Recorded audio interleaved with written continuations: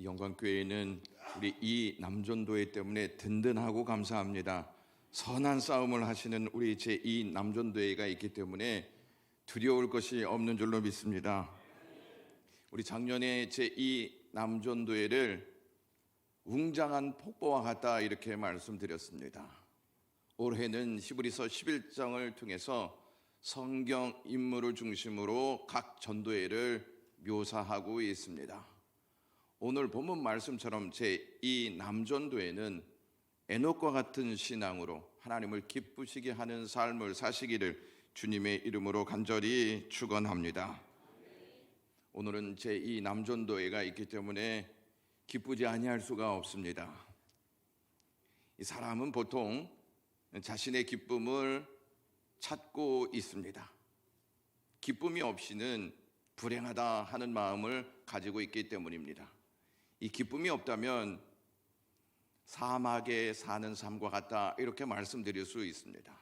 그래서 사람들은 기쁨을 마시기 위해서 오아시스를 찾는 것입니다. 기쁨은 사막에서 가람을 해결해 주는 오아시스와 같다 이렇게 생각해 볼 수 있습니다. 기쁨은 우리의 목마름과 에너지를 공급해 줍니다. 기쁨을 얻는 통로는 여러 가지가 있습니다. 텔레비전 앞에서 깔깔대고 웃으면서 기쁨을 얻기도 하고, 핸드폰을 열어서 게임을 하며 즐거움을 얻기도 하고, 유튜브를 보면서 흥미를 갖게 되어집니다. 또한 핸드폰을 통해서 연락을 받고 연락이 취하기도 하면서 서로에 대한 기쁨을 나누기도 합니다. 이것뿐만이겠습니까?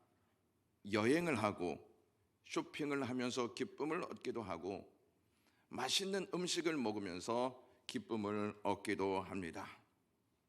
기쁨은 곧 우리에게 행복을 가져다 줍니다. 기쁨을 얻는 것은 나쁜 것이 결코 아닙니다. 우리의 삶은 기쁨이 있을 때 활기찹니다. 그런데 우리가 얻고자 하는 기쁨이 우리 자신만을 위한 것이라면, 나만을 위한 것이라면 그것은 결코 행복이 될 수 없고 불행으로 다가올 수 있습니다. 러시아의 문호 톨스토이가 한 말입니다. 인생의 목적을 자기 자신의 행복에 두는 사람은 이 세상에서 가장 따분하고 불쌍한 삶을 살게 될 것이다 라고 말했습니다. 나의 기쁨만을 추구한다면 결국 불쌍한 삶을 살 수밖에 없다는 내용을 우리에게 전했습니다. 히브리서에 기록된 믿음의 사람들의 특징은 모두 믿음으로 살았다는 것입니다.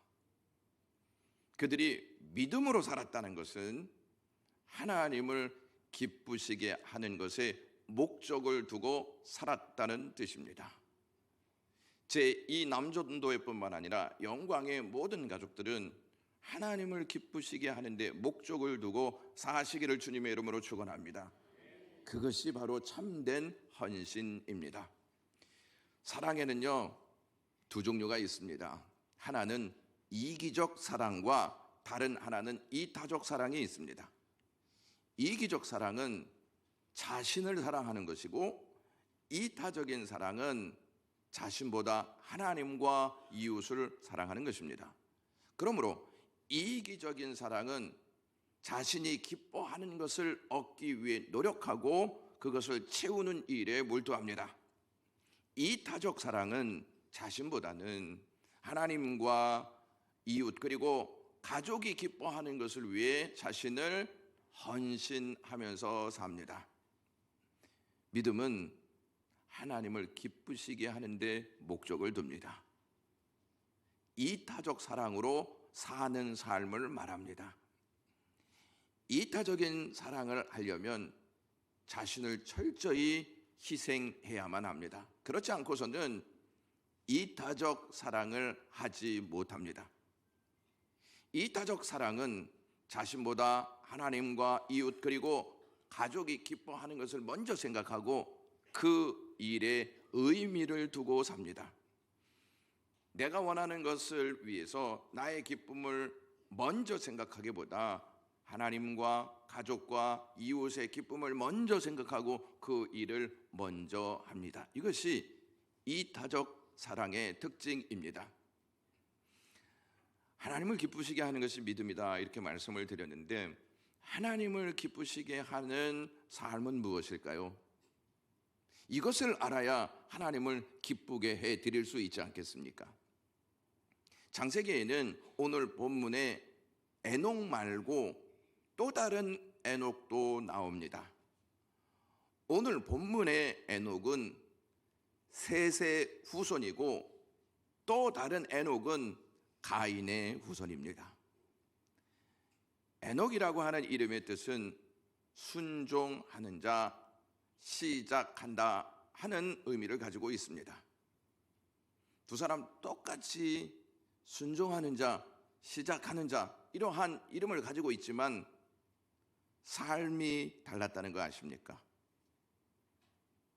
가인의 후손인 에녹은 자신의 기쁨을 위해서 살았고, 셋의 후손인 에녹은 하나님의 기쁨을 위해서 살았습니다. 가인이 동생 아벨을 죽인 후 여호와를 떠나 에덴 동쪽 놋 땅에 성을 쌓았는데 그 이름은 에녹성이었습니다. 창세기 4장 17절에 아내와 동침하며 그가 임신하여 에녹을 낳은지라 가인이 성을 쌓고 그의 아들의 이름으로 성을 이름하여 에녹이라 하니라, 이렇게 말씀합니다. 그는 아버지 가인이 쌓은 성에서 자신의 욕구와 쾌락을 채우는 일에 힘을 쏟으며 살았습니다. 에녹성은 세상을 대표하는 성으로 하나님 없이 죄를 지으며 살아가는 성이었습니다. 우리도 그리스도인이라고 하는 다 같은 이름을 가지고 있습니다. 다 똑같은 이름을 가지고 사는데 그리스도인이라 하는 미명 아래 자신의 욕구와 쾌락을 채우기 위해 신앙생활을 하는 사람이 있는가 하면 하나님을 기쁘시게 하는 믿음으로 생활하는 그리스도인들이 있습니다. 이름은 같은데 다른 삶을 살고 있다는 것입니다. 여러분들은 어떠한 삶을 살고 있습니까? 진짜 헌신은 믿음과 함께합니다. 믿음은 하나님을 기쁘시게 하는데 초점을 맞춥니다. 일본에 마타니 야토스라고 하는 최고의 경영자가 있습니다. 그는 가보네라는 제약회사의 말단 사원으로 시작하여서 그 회사의 사장이 되고 그 회사를 일본 초인류 기업으로 성장시킨 신화적인 존재였습니다. 그러나 그에게도 시련이 있었습니다. 뛰어난 능력 때문에 왕따를 당하기도 하고 좌천과 실직의 위험도 있었습니다. 이러한 위기를 극복하고 성공할 수 있었던 것은 믿음 때문이었습니다. 그는 부인의 독실한 기독교 신앙에 의해서 예수님을 믿게 되었습니다. 어느 날 아내가 말했습니다. 여보, 하나님이 기뻐하시는 일을 하세요. 그러다가 혹시 실직이 있더라도 괜찮습니다. 저와 둘이서 전도하러 다니면 되지 않습니까? 실직을 두려워하지 않았습니다. 그는 부인의 말에 힘을 얻어 하나님을 기쁘시게 하는 인생이 되자, 이렇게 삶의 기준을 세워놓고 그 일에 순종했습니다. 하나님을 기쁘시게 하는 일이면 타협하거나 양보하지 않았습니다. 이렇게 하여 그는 가네보 제약회사의 최고의 경영자가 되었습니다. 뿐만 아니라 그는 하나님을 기쁘시게 하는 신앙생활로 50여 개국의 3천여 비즈니스맨에게 복음을 전하는 전도자가 되었습니다. 그는 목사도 아니고 전도사도 아니었습니다. 회사의 일을 모범적으로 수행하면서 만나는 모든 사람들에게 감동을 주고 적극적으로 예수 그리스도의 복음을 전하였습니다. 하나님을 기쁘시게 하는 인생이 되고자 하였을 때 그는 존귀하게 되었을 뿐만 아니라 큰 일을 감당하는 인물이 되었습니다. 이러한 역사가 이 남전도의 회원 모든 분들과 영광의 모든 가족들에게 임하시기를 주님의 이름으로 축원합니다. 바울은 고린도 교회 성도들에게 내가 이 세상에 살 동안 하나님을 기쁘시게 하는 삶을 살고 싶다 하는 결심의 내용을 알립니다. 고린도후서 5장 9절 말씀에 그런즉 우리는 거하든지 떠나든지 주를 기쁘시게 하는 자 되기를 힘쓰노라 이렇게 이야기했습니다. 여러분 혹시 여러분들에게 야망이 있습니까? 이 남전도의 회원 여러분 야망이 있습니까? 야망하면 아유 목사님 젊은 사람들이나 있는 거지 우리 같은 사람들이 무슨 야망이 있습니까? 이렇게 생각하십니까? 세상에 살든지 하나님이 불러가시든지 간에 바울의 목표는 주님을 기쁘시게 하는 데 있었습니다. 그리고 그 일이 바로 자신에게 지금 주어진 과제라고 고백하고 있습니다. 나의 삶의 과제는 하나님을 기쁘시게 하는 것이다. 여기서 바울이 힘쓴다 이렇게 고백하지 않습니까? 힘쓴다라고 하는 말이 헬라 말로 필로티 무메다라고 하는 단어를 사용하고 있는데 노력해본다 이 의미가 아니라 야망을 갖는다는 의미입니다. 바울은 고린도 교회 안에 있는 성도 중에 자신의 기쁨을 위해 야망을 가지고 신앙생활을 하고 있는 자들을 향하여서 나는 하나님을 기쁘시게 하는데 내 야망을 갖는다 이렇게 고백하였던 것입니다. 여러분 하나님을 기쁘시게 하는 삶이 여러분들의 야망이 되면 누구나 다 할 수 있는 거 아니겠습니까? 젊은 사람뿐만 아니라 모든 연로하신 분도 다 같은 야망을 가질 수 있지 않냐 하는 것입니다.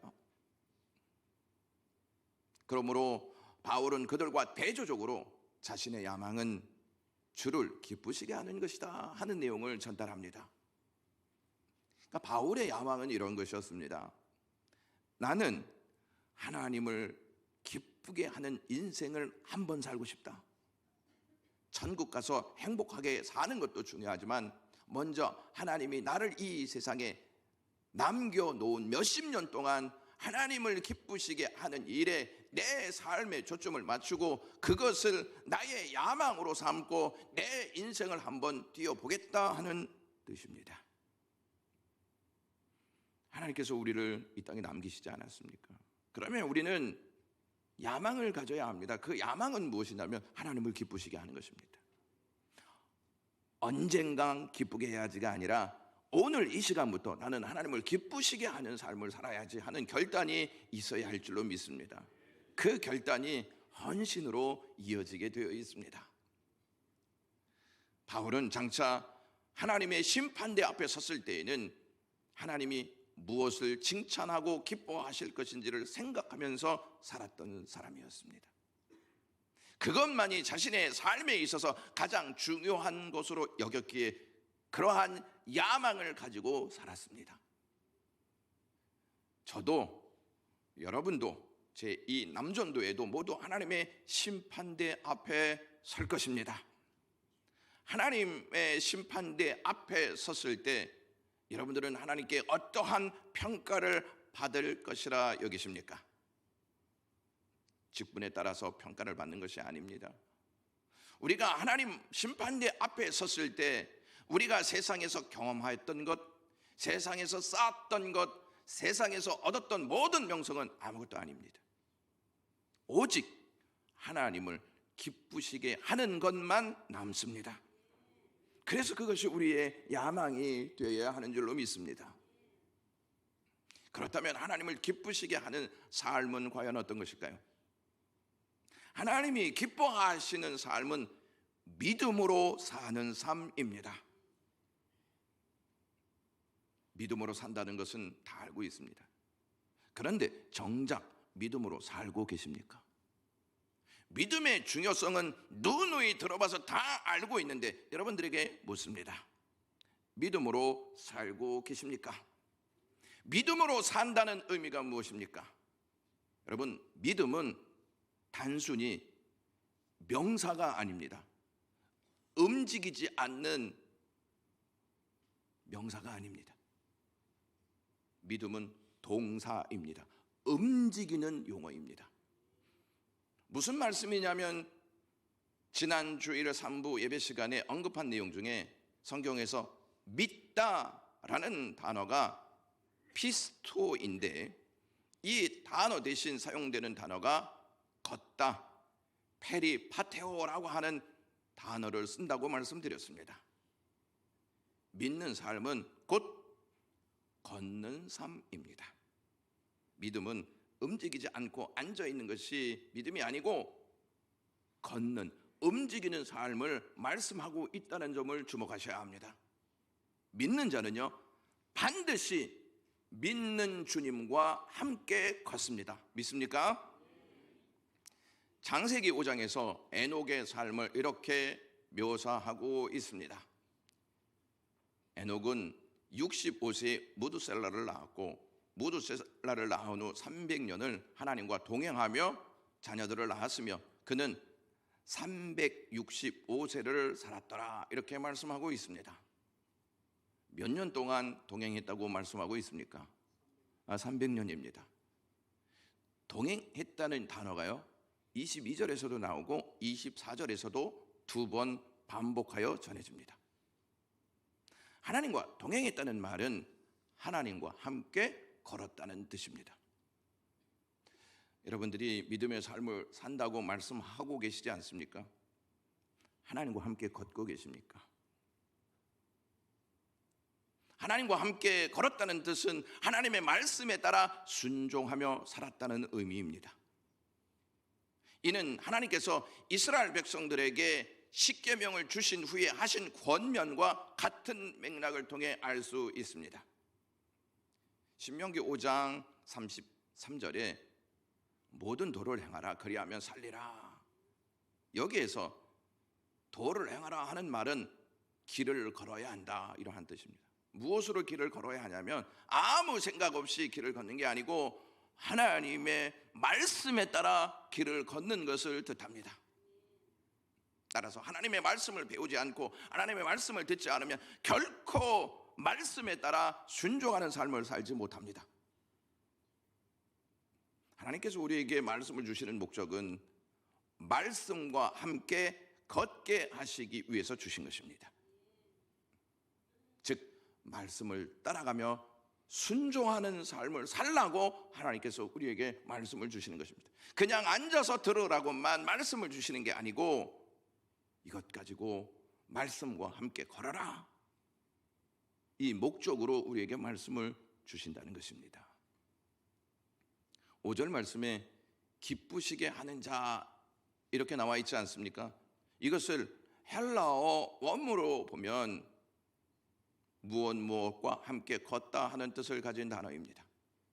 결국 하나님을 기쁘시게 하는 삶이란 믿음으로 말씀과 함께 걷는다는 것입니다.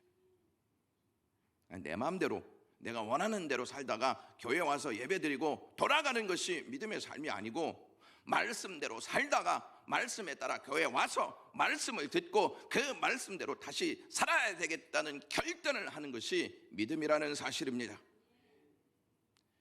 6절 말씀에 이러한 말씀이 있습니다. 믿음이 없이는 하나님을 기쁘시게 하지 못하나니 하나님께 나아가는 자는 반드시 그가 계신 것과 또한 그가 자기를 찾는 자들에게 상 주시는 이심을 믿어야 할지니라 말씀하고 있습니다. 6절의 시작이 이렇습니다. 믿음이 없이는 하나님을 기쁘시게 하지 못한다. 이게 무슨 말씀입니까?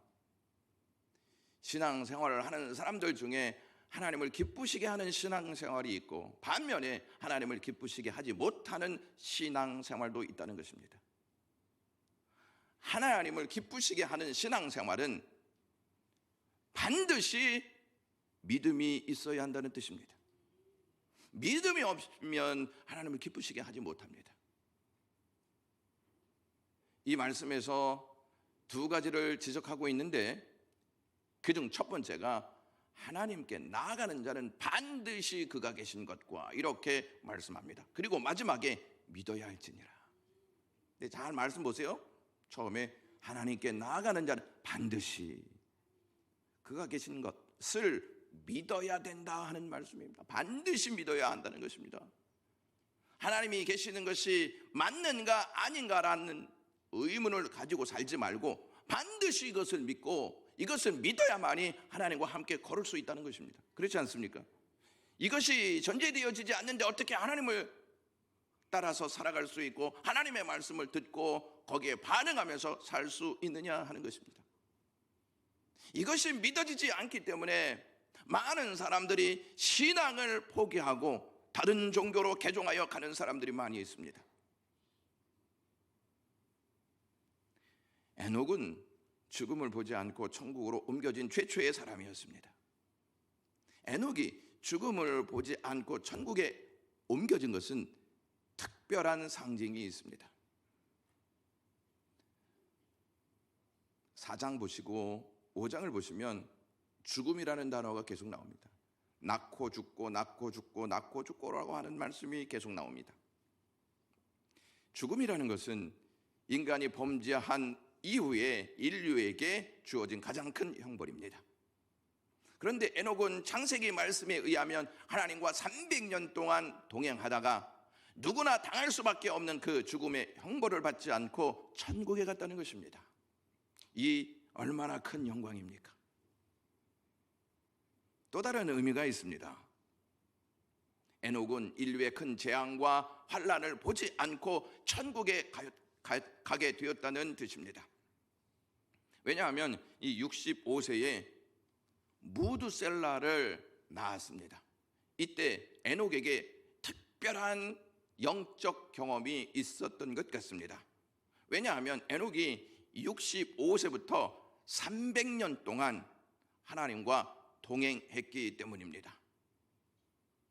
그때 과연 에녹에게 무슨 일이 있었을까요? 하나님은 에녹에게 말씀을 주셨습니다. 그 사실을 유다서 1장 14절에서부터 15절 말씀으로 확인해 볼 수가 있습니다.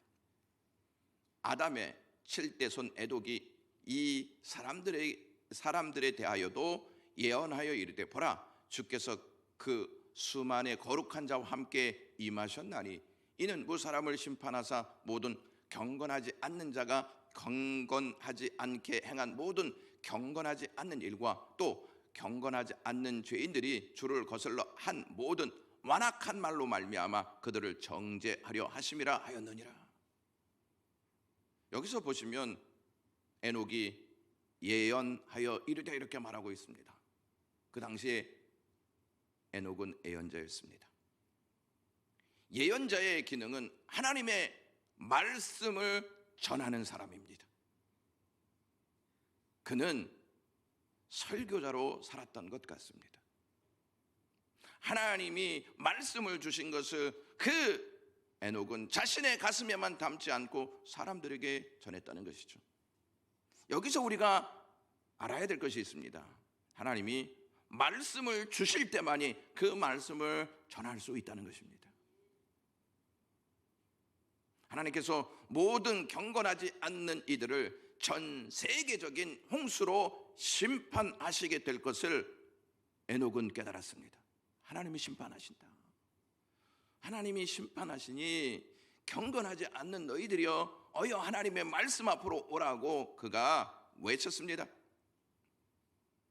심판의 시기도 어느 정도 알았던 것으로 보여지는데 그가 아들을 낳았는데 이름이 무엇죠? 이름이 무엇이었죠?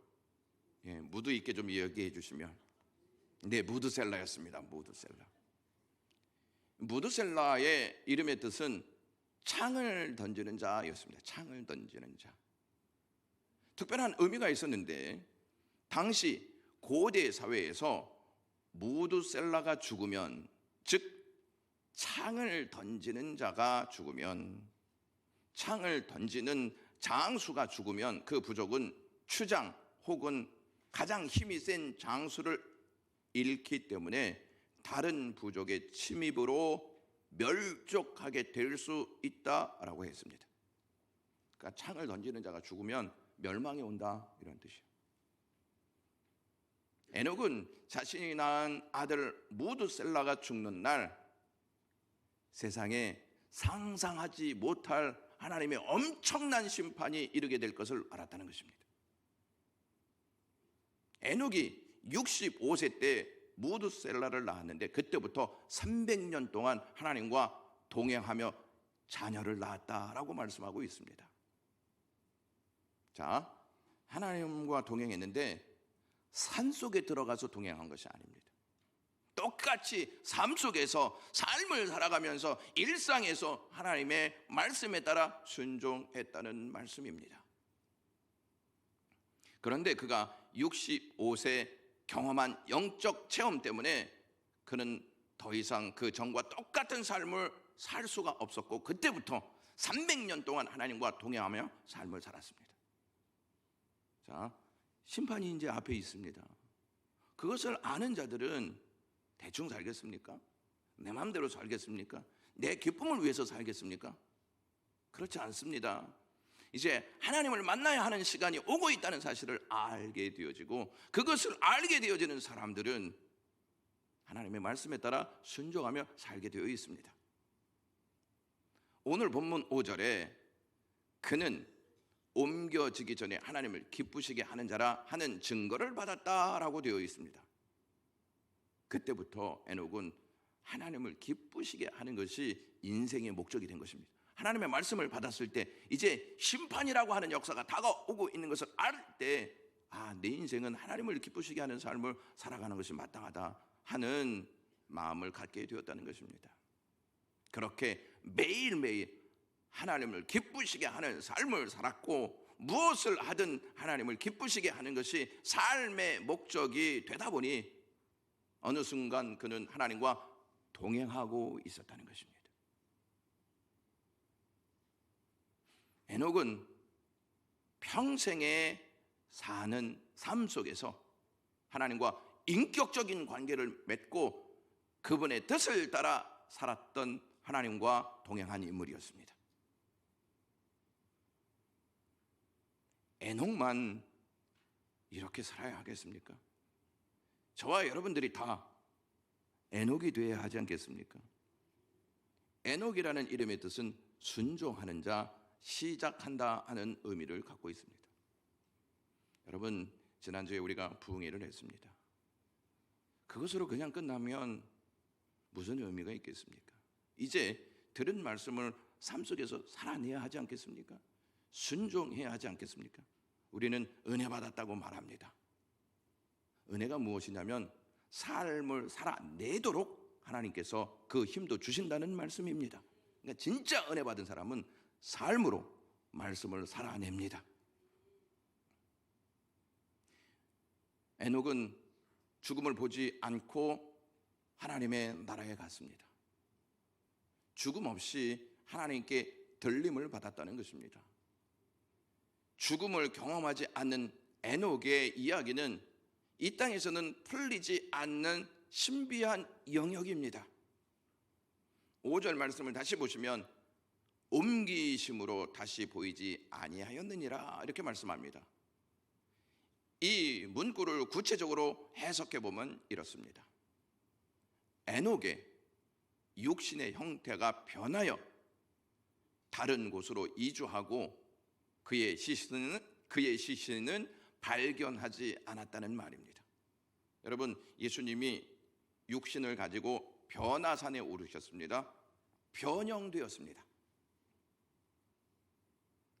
바울이 고린도전서 15장 51절에 증언한 바와 같이 홀현이 변하리라 하는 말씀이 있습니다.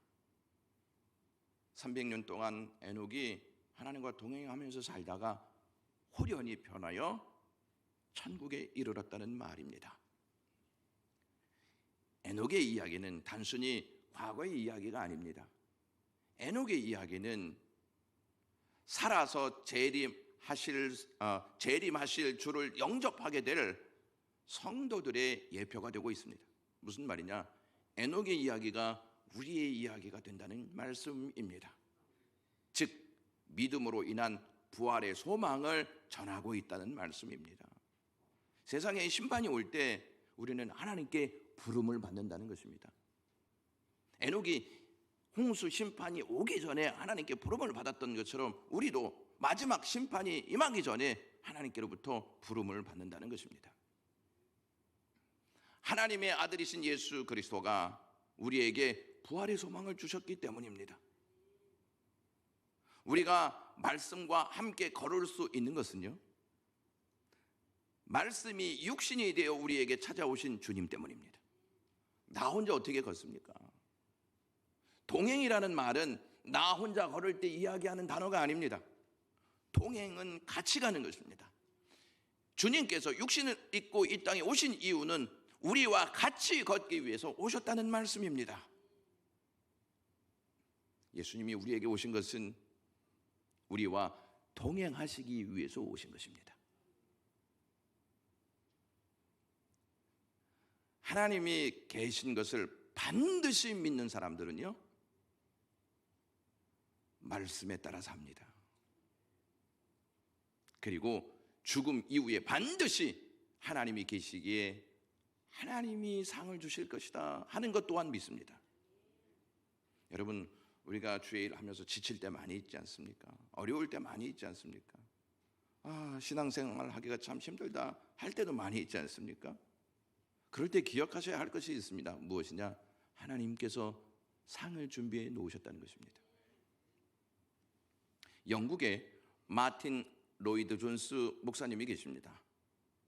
이미 소천하셨는데 20세기의 최고의 강해 설교자이십니다. 아마 20세기의 가장 위대한 설교자 중 하나로 꼽힐 정도로 굉장히 유명한 목사님이십니다. 그는 성경 주석가였습니다. 런던 웨스트민스터 채플이라는 교회에서 80세가 넘도록 사역했습니다. 그분의 책이 많이 번역되었는데 어느 것 하나 들고 펴보아도 은혜 받을 수 있는 책들입니다. 그가 그렇게 평생을 주님을 위해서 살았습니다. 처음에 그는 영국 황실의 의사였습니다.